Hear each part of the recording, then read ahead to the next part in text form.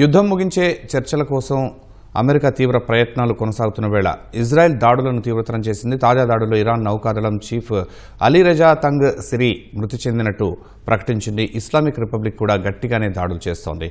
మధ్య ఉత్తర ఇజ్రాయెల్ సహా గల్ఫ్లోని అమెరికా స్థావరాలపై క్షిపణులు డ్రోన్లతో విరుచుపడింది. యుద్ధం ముగించే చర్చల కోసం అమెరికా మంతనాలు సాగిస్తున్న వేళ కూడా దాడుల ఉధృతి కొనసాగుతోంది. ఇరాన్లోని వ్యూహాత్మక లక్ష్యాలతో పాటు క్షిపణి కేంద్రాలపై అమెరికా ఇజ్రాయెల్ భీకర దాడులు చేస్తున్నాయి. షిరాజ్ ప్రాంతంలో క్షిపణి పడి 2 మైనర్లు ప్రాణాలు కోల్పోగా అనేక మందికి గాయపడ్డారు. తమ దాడుల్లో IRGC navy head Ali Raja tongue సిరీ మృతి చెందినట్లు ఇజ్రాయెల్ ప్రకటించింది.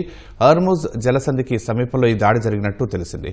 హర్ముజ్ జలసంధి ప్రాంతాన్ని దిగ్బంధించడంతో పాటు మైన్లను మోహరించడంలో అలీరజా కీలకంగా వ్యవహరించినట్లు ఇజ్రాయెల్ తెలిపింది. హెజ్బొల్లా లక్ష్యంగా లెబనాన్లో భూతల దాడులను ఇజ్రాయెల్ మరింత విస్తృతం చేసింది.